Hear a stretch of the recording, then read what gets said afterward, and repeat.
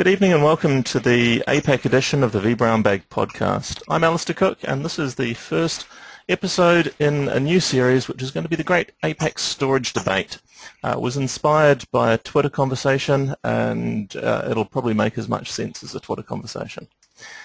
This is the vBrownbag. You will find us all over VMworld. If you're watching this, listening to this recorded, we're probably already at VMworld, and the vBrownbag crew will be running the opening acts panel discussions on the Sunday, as well as involved in organising the VM Underground party, which is always the best way to kick off the show. And then tech talks all week going on in the hang space at VMworld in the US. And we should have somewhere around 40 videos being produced out of that by various community members. So it should be great fun. Drop by, say hi if you're at VMworld, and look for the guys in the vBrownbag t-shirts. Yeah, I got a whole bunch of people joining me today. This is going to be a really interesting conversation, and most of the time I'm just going to shut up and let it happen. The topic for our debate, and we're going to start a series of doing this discussions around storage so that nobody falls asleep while we're talking about storage. Today's topic is that host-based caching is going to kill the market for all flash arrays before it really gets started.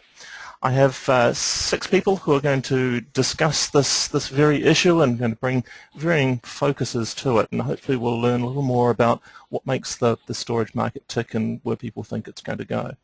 So pretty much all of these people are people that I know through working with VMware products and community around Australia and New Zealand, and we'll get them all to introduce themselves one at a time as we go in.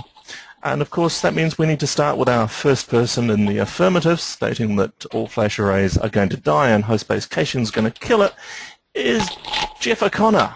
Jeff, how are you, man? Good. Thanks for having us. Yeah, I'm not really going to read out what's on the screen, but essentially it's a bit of a tongue-in-cheek there, especially having a go at our opposition early on. Always good to get the sledging in early. I'm going to give you your 5-minute start now so that I can really call you out if you run long too. Excellent. Sounds good. All right. Well, good evening, ladies and gentlemen. Thank you for joining us. The topic is host-based caching is going to kill the market for all flash arrays before it really starts. So what does this mean, though? We know it to mean that host-based caching solutions will really negate the need for all flash arrays. And our opponents are probably going to linger on, plenty of data and tell us that the market is well and truly underway and it's mature and all that kind of rubbish. But the reality is, all of them are even going to try and claim a leadership position against one another. But the reality is, none of them currently have a leadership position. That is currently sitting with IBM, for all intents and purposes. Who knew? We, the affirmative team, however, know that this statement is true on both points. One, that none of these 3 guys and their employers are currently leaders in the all-flash array market, and that 2, host caching is going to be king. Today, as the first speaker, I'm going to talk to you about a few key principles, proof points, that really highlight the simple bang-for-buck efficiency that host-side caching brings versus the big dollar spend required for, buying one of these all-flash arrays. The second guy on our team, Ben, he's going to bring his reasonably high-esteemed conversational style. He's a well-liked chap out there until he went and joined Microsoft. I think the community's turned against him. But, everyone's interested to see how that goes. All right, so he's going to get into the meat and potatoes of our obvious winning argument. He'll be talking about risk mitigation, providing an example or 2 of solutions that have essentially saved organizations bucket loads of cash. But putting their workloads into they've been putting their workloads into distributed host cache solutions, better than doing it, on the disk side, and it's pretty much, it's all singing, all dancing. He's got the meat and potatoes. Our third speaker, who's really the only independent person from both teams, Justin, is essentially going to rebut and sum up our case, as well as add some of his own heat to the proof point. At the end of the day, it's an independent voice, though, that will confirm for the audience and listeners that host-based caching is going to kill the market for all flash arrays before it really starts. He's nothing to financially gain. So, Jeff, I just want to warn you that you've used half of your time and you haven't started making a point. Okay, I'm getting into it.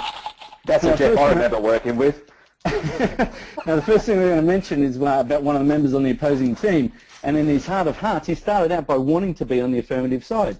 He knew this argument to be true and wise, yet after further pondering, he quietly backed out and reconsidered his professional career and employment contract. He thought better of the approach and swapped to the non-believers. This, I thought, was an interesting turn of events, seeing as his employer sells both all-flash array and host-side cache solutions. So read into this whatever you need, but without mentioning names, Dave, how do you actually sleep at night? So it was midnight on Friday. Yeah. So host-side caching, really, what's it about? Why is it so damn good and tasty? I'm going to go into the nuts and bolts of it, and that's latency. You know, what is latency? It's a time interval between stimulation and response, or from a more general point of view, as a time delay between the cause and effect of some physical change in the system being observed. Thank you, Wikipedia, for that description. They go on to then talk about, in the field of human-like machine interaction, perceptible latency has a strong effect on user satisfaction and usability. I repeat again, latency has a strong effect on user satisfaction and usability. Host-side caches reduce latency, putting performance where the apps are being executed. All-flash arrays are super fast at one end of the pipe where the disks are, or let's say the flash is, but the apps unfortunately aren't running there. These all-flash arrays need to throw their super fast IOs down a choke point or pipe, whether it be InfiniBand, Fibre Channel, Ethernet. They're super fast, you know, really where the storage is. But the old golf ball down the hose pipe comes to mind. Get the speed next to the app for the immediate response times, super low latency, and the only choke points then are at line speed. With host-side cache solutions, you're distributing the workload across all the hosts. One app won't steal all the I/O in the disk array. It's nicely going to be distributed across all the hosts where you want that speed. So who's really doing what? I mean, there's lots of solutions out there, Fusion IO, Pernix, VMware's host-side caching, even vSAN comes to mind. These disruptors are really proving that there is disruptive solutions out there. Essentially, it's all about getting the speed, distributing it across the board. So the game is changing. Bring it onto the negative team. Let's see how they go. Oh, and I bet you can't hear that beeping sound in my ears that gave you 0 seconds exactly as you finished. Ripper. Jeff, a wonderful job of introducing your team. an interesting job of bringing in your point. Very cool. So having so eloquently brought us to a point, it is time for your friend and mine, Craig Waters, to come in and make the first points against that wonderful statement set. Craig. Oh, right, okay. So we were going, I didn't realise we were doing one for one. I thought we were going... It's debate format. Yeah, okay. Well, so the stuff that I wanted to talk about has got no relevance to what my friend Jeff there has just said. I've got a... This is a pretty new space for me, so I guess so you're not even going to deign to rebut a single word that he said that he's spent so many seconds delivering. I can't remember what he said. That's the problem, yeah. It's good to have a quality presentation, anyway. Isn't it? Something about rambling, I heard. Yeah. I mean, you know, my point that I wanted to make, and you know, I've got some slides later on about it, but was more about this, you know, the whole idea of the active working set, and with the, you know, when you're using like host-based caching, you know, like a form of hybrid storage with a combination of flash and spinning disk, then you know it's really down to the active working data set, and if that exceeds the cache size, then basically you're going to jump off this cliff and you're going to go from, you know, sub-millisecond latencies down to 20, 30 milliseconds, which is going to have a big impact on the performance of your application. Oh, thanks. Thanks, mate. Appreciate that. So, yeah, that's kind of the analogy, really, that I was going to jump through. So I'm not really debating necessarily what Jeff said, but just more adding to the argument of why an all-flash array makes a difference. You know, we've really got to ask why, you know, this cache-based solutions really being used and what this approach is about. And really it's around, you know, the concept of making flash affordable. You know, I think that's kind of really the main idea, you know, and making it affordable by, you know, providing the performance where you write to SSD and then destaging that to a high-capacity spinning disk, yeah? And really that's around, you know, like the economies of flash and the cost of flash today. Now I'm sure my friend John's got a few pieces to say later on around like the economies of the types of flash that you use in a storage array and what that cost is associated with that type of flash. But I kind of wanted to jump in a little bit and say, like, if you look at the majority of enterprise class storage solutions at the moment, and they're all using probably SLC or EMLC kind of flash technology, and therein lies the problem, because those kind of technologies are very expensive today. And so hence why the concept of using host-based caching to try and alleviate that cost point of flash, whereas the company that I work for, Pure, has kind of gone a different road, and instead of like looking at using EMLC or SLC, we've actually gone and built a solution based upon consumer-grade MLC flash, and then looked at using some kind of like data reduction technologies to try and basically pack that capacity of that data into that MLC. So things like inline dedupe, compression, all those kind of wonderful things that we all probably know about already. So I mean, my point really is just around this, what the possibilities are with all flash arrays. That the capability then of, because I'm not worried about destaging data from SSD to hard drive spinning disk, it means that I've got this capability to be able to scale my capacity and my performance without actually impacting the predictable response of that. That's the data when it's actually existing on an all-flash array. And I think that those kind of things is what customers really want at the end of the day, is that 100% performance all of the time. So even if you have a hardware failure, which is inevitable, it's going to happen. It's really more about this idea that that hardware failure doesn't interrupt the availability of the performance, and has no zero downtime for the end customer. And that's kind of the stuff that we find is important, I think. Yeah. So I understand that server-side flashes, caches, it's had some traction in the market recently. But I really think that the concept of an all-flash array has a lot of benefits to it, and as that cost of flash comes down, which is what's going to happen. I think actually saw the other day there was one of the major storage manufacturers was talking about shipping 14 terabyte SSDs in the next 2 years, and that kind of means that while all-flash array may be looking at tier 1, tier 2, tier 0, tier 1 data performance at this point in time, it's not going to be long before tier 2 storage goes all flash as well. So I think the future's all flash array, and that's kind of what I've bet on.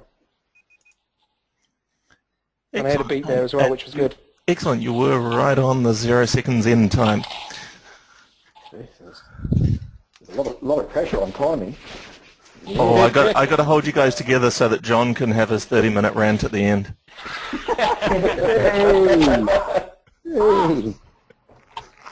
Well, you've been so nice to one another so far. I've got to start it out.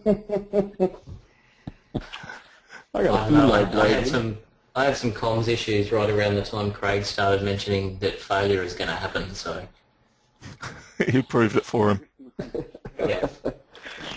Yeah, no, it's quite cool. I mean, the last time I saw Craig, he gave me a no sand sticker, so I don't know why he's talking about storage arrays for flash.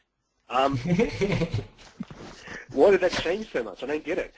Anyway, it's kind of interesting what you said. You talked about the flash performance cliff there, Craig, and you can't answer, so no. And the problem with running all the data and capacity on flash is you need all that capacity for every piece of data. And we are growing. I mean, IDC, latest figures, IDC and EMC team up each year, and the latest figures they showed, we're growing at about 40% year on year. And the SSD is improving in capacity, but you know what? The higher that capacity gets, the lower the latency gets. That's not really good. And you're better off running what needs to be hot on something which is really, really low latency on that solid-state medium. There's no point to running the stuff you don't need to run on there because you're impacting that by running it on these larger SSDs, which are actually going to be a heck of a lot slower. And more prone to corruption too, if you know how all the floating dies work. So my main point here, when I talk about a lot of the reason why would you choose a storage array instead of disk, which is a disk or a card or even in memory DRAM, which is going to be into the compute, which will be microsecond latency. The reason you pick a traditional storage array or a flash storage array for this is to mitigate your risk. Because you have someone in the back end there who's actually taking a lot of that risk. They're taking the risk around availability. They're taking the risk around parts. They're taking all these kind of things around the software and the hardware pre-configuration to guarantee that risk. They're giving that level of availability. They're underwriting that risk. And I mean, from a C-level perspective, I mean, they weigh up things like cost, risk, and profitability. They don't weigh up things like technology, MLC versus EMLC versus SLC versus PCIe versus even, you know, whatever may be next, phase control memory. And the risk is quite often a major decision factor when you talk about the systems where Flash is really, really going to benefit your ERP systems, your payroll systems, your CRM, your data warehouses. These are the places where the Flash is coming in, but these are also the places where risk weighs heaviest. So in a way, the storage array approach for Flash kind of has a few merits. The only problem here is what happens when the actual application vendor, and it is all about the application. We've been saying that for years. I mean, I know all of you in the room talk about that. What happens when they start providing alternative solutions that have high performance and lower cost? Where they're actually writing off the risk. They're providing solution architectures and partnering up with hardware manufacturers to actually bring these out to market, which are not just mitigating the risk of using pre-validated solutions, but also providing far, far greater performance than what we're seeing in a lot of these storage arrays by doing it in the compute itself. I mean, you look at things like, it's not, and solid state isn't just about Flash. Flash just happens to be one of the incantations we use right now. It's about things like DRAM. Look at SAP HANA. I mean, that is their #1 focal point from right now. Pre-configured with their hardware partners. You can go out to IBM or Dell or HP, and they will give you servers which are pre-configured to a specific spec. And as for the static stuff, the stuff in the SAN maybe, who cares? It's static. All the really hot stuff is on that DRAM. It's really, really quick. Microsoft itself, and by the way, Alistair mentioned VMware. I don't really know what that is, but we've got TechEd Australia coming up and TechEd New Zealand coming up soon, so you should come along. Those will be the conferences that are getting killed off. Huh? Obviously, you know, we've got SQL in memory databases as well, where we're using all that stuff. We're using all that technology. We're using DRAM again, and of course, just going out there and looking at it. And I'm sort of a little bit blinkered over the last 18 months being in Microsoft, but what you're seeing with technology on host, where you talk about vSANs or acceleration, you're seeing things like storage spaces on Windows Server, which is free. And then we're doing things like always-on availability groups and doing a SQL server out like this and getting very, very high performance and full redundancy where you've got synchronous replication and other compute, asynchronous, using copies of that for data warehousing, multi-purpose. It's a pretty powerful story. And the other big player in this market where latency matters is people like Oracle. You know, things like JBOD or local disk and Oracle RAC for your redundancy. This is a big example of what they're doing out there. Just don't mention some of the other solutions they publish. I mean, what does it mean to the customer? So I mentioned this at C-level. This performance, if they get it right and they don't go the risk too much, imagine a checkout at a supermarket chain. If they can get that customer through 15 seconds faster, how much value does that add to the actual organization? They can suddenly get in more people. They can get more people through the gate, in and out in process. They get higher levels of customer satisfaction. Many customers will come back, and the rest. And then, of course, let's have a look at performance. I mean, a colleague of mine did some testing with a $50,000 commodity hardware solution and managed to get over 1 million IOPS. 75% read, 25% write, 8K ISIs, and fully random. 1 million IOPS for under 50 grand. Significantly lesser investment than we'll look at with all these flash arrays out there. And the risk mitigation is just as solid because it's guaranteed by the application vendor. And of course, just look at what the VC firms are investing in for the way of the future. And over to JP. Thanks, Dan. You are. I haven't worked out quite why the TechEd conferences are starting to go quiet in Australia. I believe that the Auckland TechEd conference is even busier than the Australian one. It's been a bit weird. That's an argument that New Zealand has put up a lot. I'm presenting at both. TechEd New Zealand is in a couple of weeks, and I think it is the biggest technology event in New Zealand. It is. It is. About 2,500 people attending. Yeah. TechEd Australia, I think, were a bit embarrassed about that a few years ago, and they did bring it up where I think we're getting about 3,000 people. However, this year we're now broken in two. We're doing one in Sydney, one in Melbourne. And I'm sure it has nothing to do with the Azure data centers launching in Australia, but there you go. We couldn't possibly comment. Comment. No idea. I don't get told that stuff. All right, I believe we have David coming in to join us next. Oh, and looking forward to it. First Excellent. of all, Ben, thank you. I didn't realise that you're on our side. But nice arguments for us. But interestingly, both of you beat the drum over latency, and latency for host-based caching. So latency, I guess, is bringing it close and up to the server is a fair argument.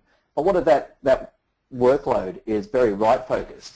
So you've got two ways that you can go with your host-based caching. You can either go have a write-back cache, or you can have a write-through cache. Interestingly, for a write-through cache, though, is obviously there's an inherent performance hit that goes with that. So you've still got to pass that write back to the back-end array and wait for a response, and then also write it back into the cache card or disk, as whichever way you have assigned it. So where that whole user experience, Jeff, I believe, was alluding to things like VDI. He was talking because he talked user experience, not application performance, when he was talking about latency. Wouldn't it be, with VDI being a 70 to 90% write-focused workload, is there really any benefit in putting all your flash investment at the host? You tell me. EMC sell both.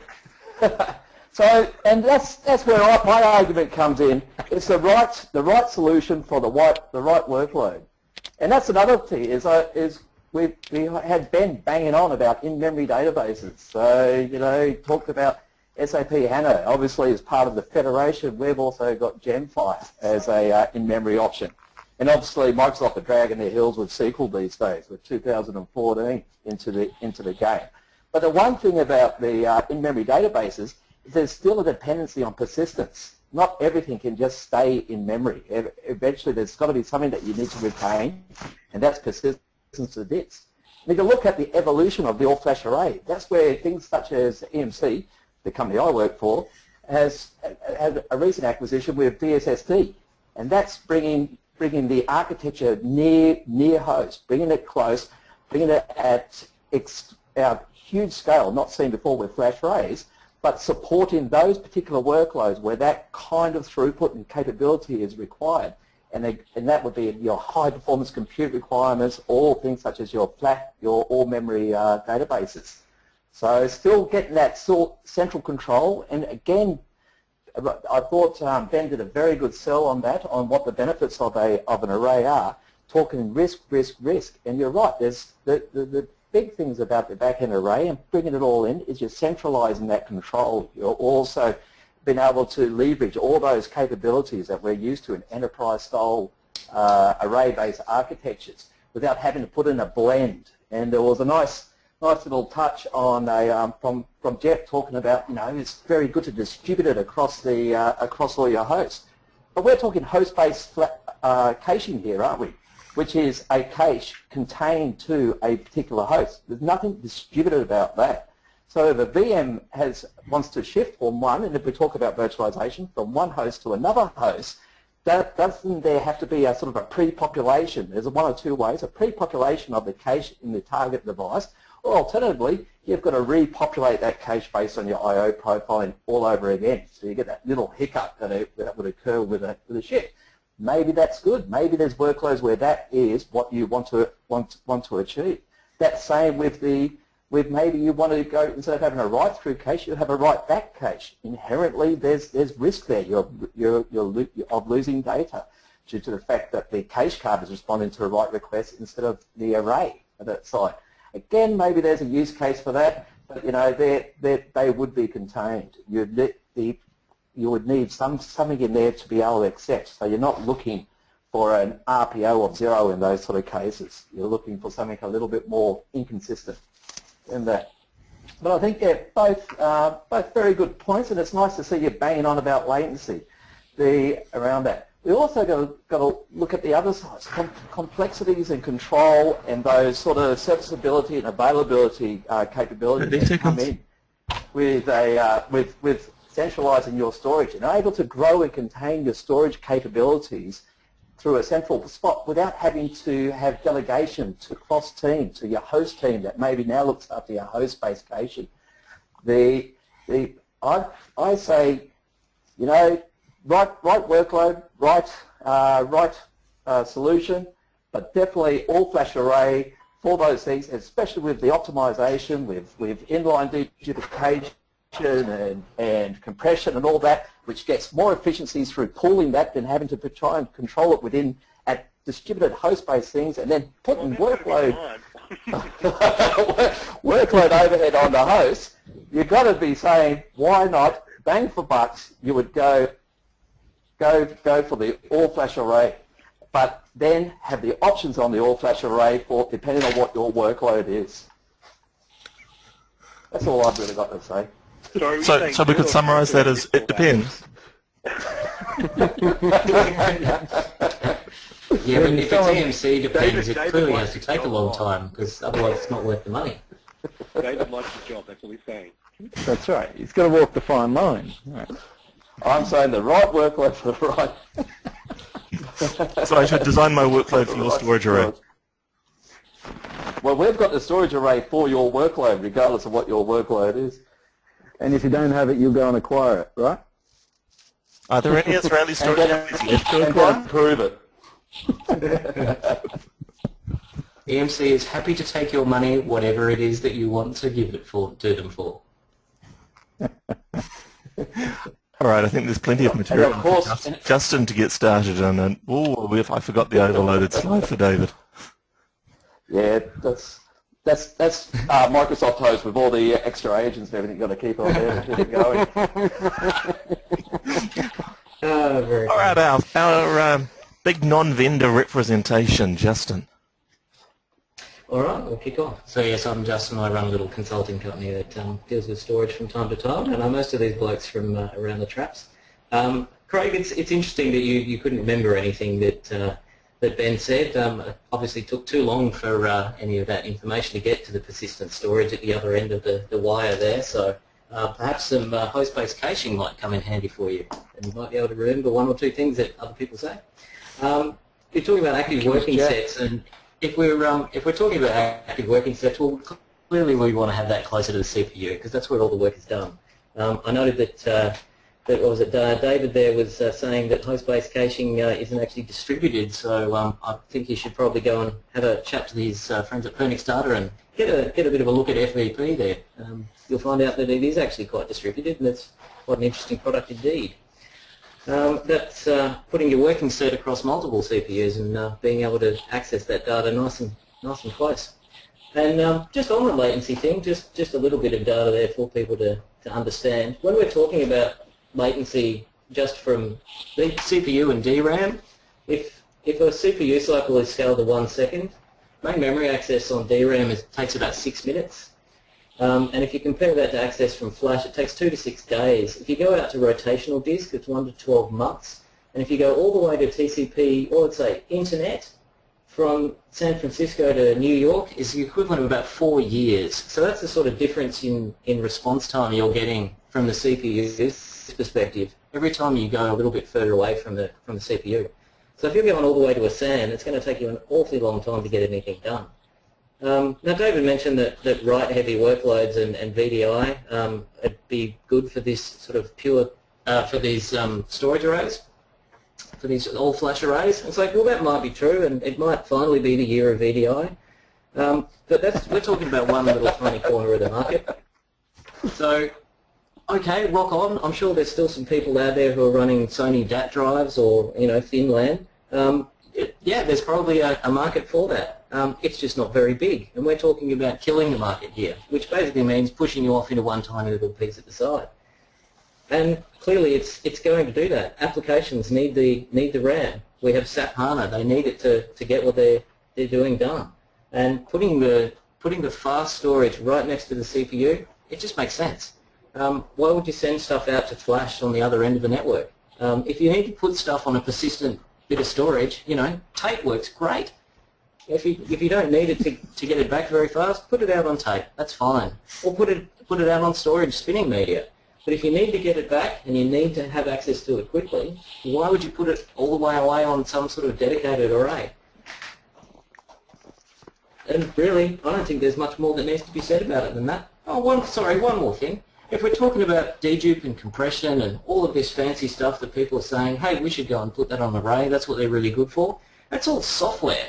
I don't know if you've noticed, but software runs on CPUs, and that runs just fine on virtualized machines that run on a host. Everything's coming back into a host.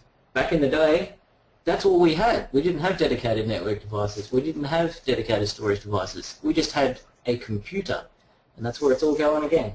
We're just going to put everything into some computer with some storage, and it will be some fast stuff right next to it. I think it used to take me 3 months to get a computer in those days too. 3 months. Happily, things have changed since then. We no longer use that. It no longer takes us 3 months. We also don't have to manually clean the hard drive. Wire brushes for cleaning hard drives has got to be memory good. was clear though.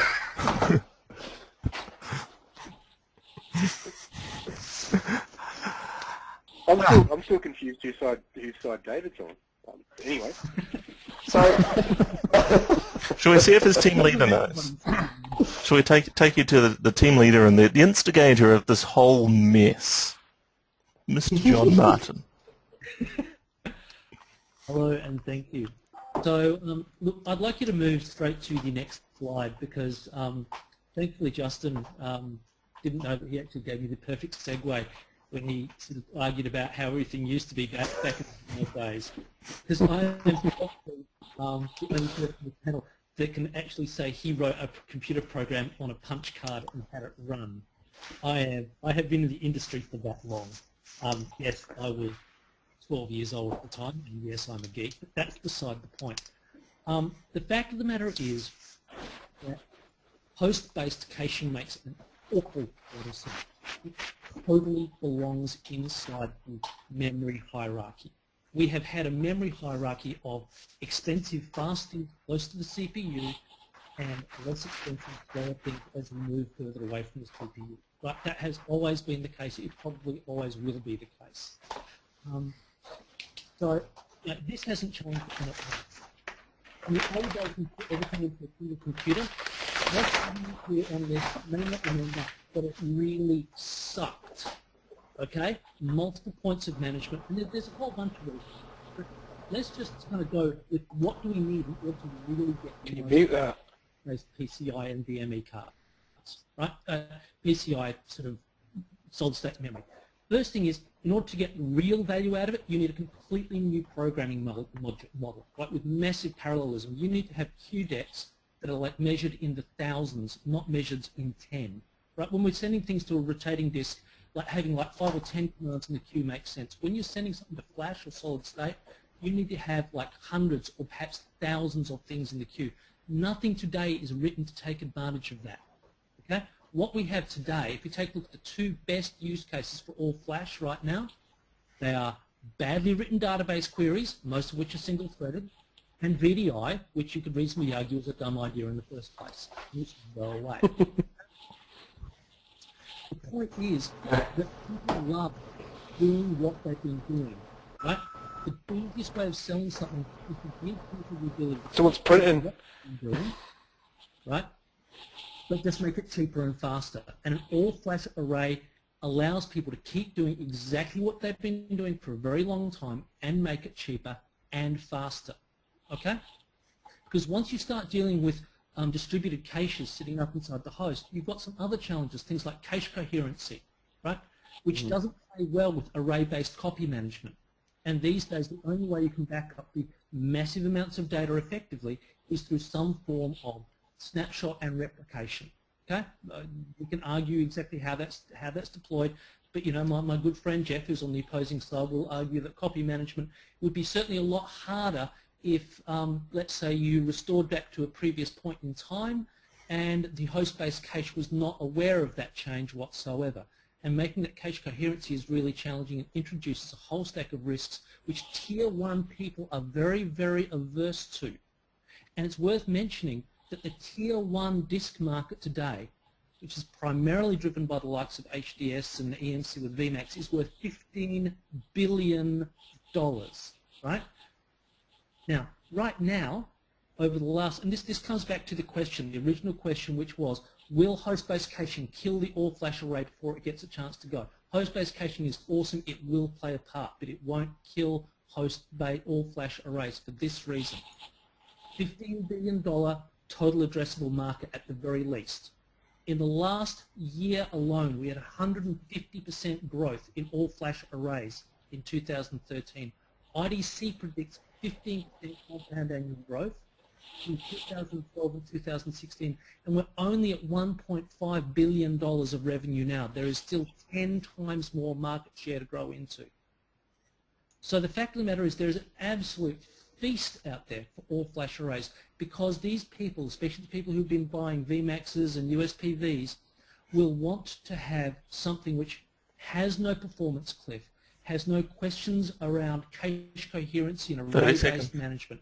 It doesn't require them to go through and rewrite their applications. It allows them to do what they've been doing faster and cheaper than what they've done beforehand, and that is what's going to drive the market, and that's the reason why host-based caching will not kill the all-flash array market. That's it. And with 10 seconds to spare. Is John clapping himself? Just remember, guys, our industry doesn't respect tradition, it respects innovation. Yeah. That's right. Applause is so old hat. Slide deck. So go on, say disruptive one more time. So I just realised there's also a tradition in debate that the opening speaker also gets to rebut the of the pro gets to rebut the con speaker. Jeff, do you feel up to telling John that he's an idiot? Oh, I don't need to tell him. I think he knows. No. That's elaborate. No, I think what I'd do is I'd summarise with a very bad analogy. Host-side caching reminds me of Spotify or iTunes. If you've got a music library locally, it happily plays it and doesn't even need to hit your internet link to download the song. If the song isn't in your library, it goes and fetches it for you across the wire. If you've got a fast link, it grabs it quicker, or a slow link, it'll download it as quick as it can. Once the song's downloaded, it's cached. So a repeat listen doesn't trigger a download, and then that can be listened to in full fidelity. It's a beautiful thing. Without Spotify, you're living in the world of real audio player and the old buffering icon as it streams everything across the wire. It's susceptible to all the bumps along the way. The result is often like hearing AM radio or black and white TV versus high definition audio cached locally in full fidelity sound. Yeah, it's a beautiful thing. Thank you. Nice. Did you read that off Google again, Jeff? I made it up. You're the Wikipedia king tonight. I didn't say it was a good analogy. It's phenomenal. The interesting point was that you compared all-flash arrays to a 320 kilobit workload. So I think we're sort of chasing a different target there. I know. I'm just trying to get my point across with a rubbish analogy. AM radio. It was great. Yeah. My single-channel audio has always played really well. We're not trying to address those workloads, Jeff, with an all-flash array. There are high I/O, latency-sensitive workloads that also need those protections and assurances that an all-flash array provides. David, it's over, David. And the last point is, I didn't say it was a good analogy. I said it was a bad analogy. By the way, September, is that a Kiwi way of spelling it? It's my personal... I'm working on encrypting things as I work. How's that? That's the angry month. That's September. Well, that will be Spitimber. It looks like I'm not going to survive VMworld if I'm not even surviving the week before. I know how you feel. I would really like to be declaring a winner here as to whether I felt that the pro team or the con team had actually made the more compelling argument. But since there seems to have been quite a lot of argument, both sides supporting each other's argument and yet still their own, I think the jury's still out on this one, and that possibly the reported death of the all-flash array market might have been somewhat exaggerated. So I think the jury's still out, and I think we're back to David, who says so long as you've got a workload for it, either one can work. Gentlemen, start your checkbooks. Oh, now we are getting the EMC story. I wish to thank my sponsors, EMC, for this opportunity. Disclaimer, disclaimer, disclaimer. Yes. If you've enjoyed this episode, well, see your psychiatrist. We apologise. And really, the other big piece apart from flash of the storage problem is density, guys. Do you know what I mean? We've got a solution for that. How about you guys? Can someone mute him, please? All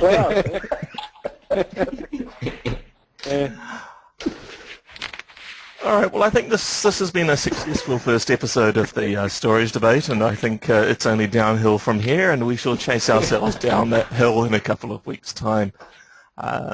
Keep checking out on professionalvmware.com for updates as to when and what we're going to be talking about next. And if you feel you have something to contribute, get in touch with me as Alistair at vBrownbag.com. This has been the APAC edition of the vBrownbag podcast. It has been my pleasure to host a vast, superstar-studded cast. And I'm not trying. All of my guests have been superstars. And thank you and good night.